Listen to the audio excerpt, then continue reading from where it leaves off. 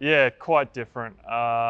It's almost felt like a practice session out there. Obviously, a lot more intensity, more on the line, but yeah, very, I guess, disappointing for the fans. Disappointing, I guess, for the club not being able to play in front of 14,000 for such a big game. But obviously, there's things going on outside of basketball that we can't control that take a much higher priority at this stage. Yeah.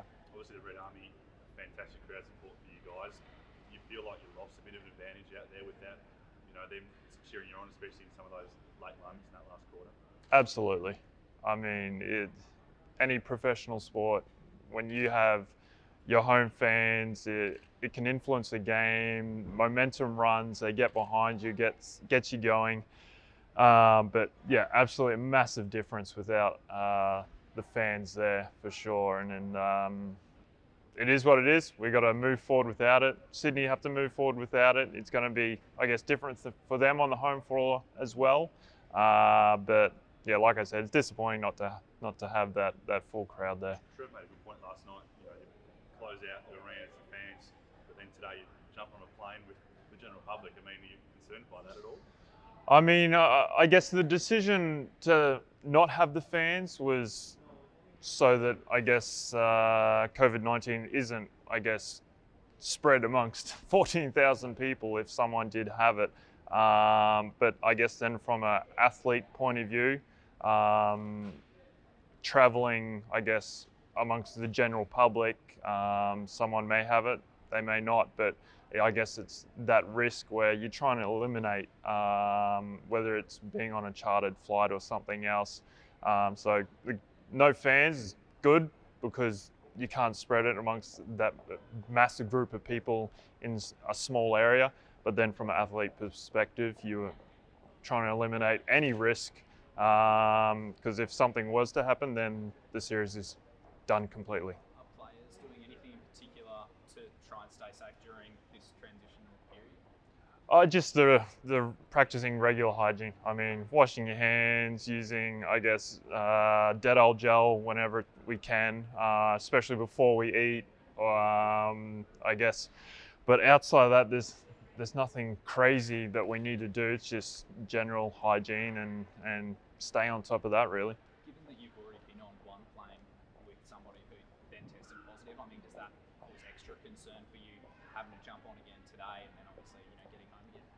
Yeah, I mean, obviously it's in the back of your head, and I mean, obviously we flew and didn't even know someone had it on the flight. So, but now that there is that possibility, you have it in the back of your head. But I mean, if one of us, I guess, healthier people of the public were to catch it, I think we'd be okay. But it's then passing it on to our family, our kids. That's, I guess, the real concern that personally I have, because obviously I don't want my 12-week-old son to get coronavirus if I was to pick it up. So yeah, it's a tough one, but we just got to continue practicing regular hygiene and go from there. When you guys were told yesterday there'd be no crowd, and what was the sort of immediate reaction? Is a sense of deflation, or you just sort of got to put it out of your mind as soon as you can? Well, we had finished shoot around and we were told everything's a go ahead with fans. So we finished shoot around at probably 11 a.m. And then I was just at home and woke up from a nap and got the message that the game's going ahead, but there's no fans. So then it was like, oh, wow, this is going to be different. And I mean, I felt a little deflated because obviously you want to play in front of your home crowd. And I guess we did have home court advantage there for a bit. But when you take out that crowd, it, I guess, loses a bit of that home court advantage element to it.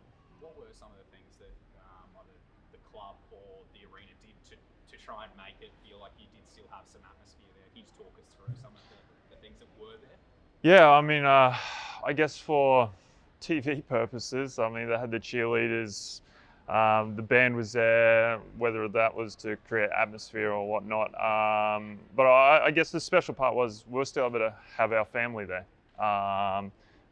So there was that small amount of atmosphere, I guess, behind both benches, which gave it something. Obviously not 14,000 people worth, but I guess that special moment was we had our family, close friends at the game. So from that standpoint, that was probably, I guess, the max you could do. Just back on the game itself. Obviously, defensively was a bit of a concern post game from Trev, but offensively as well down the stretch. There's sort of been a bit of a 5-minute block in that last period where you guys couldn't score. What sort of wasn't clicking for you guys in that?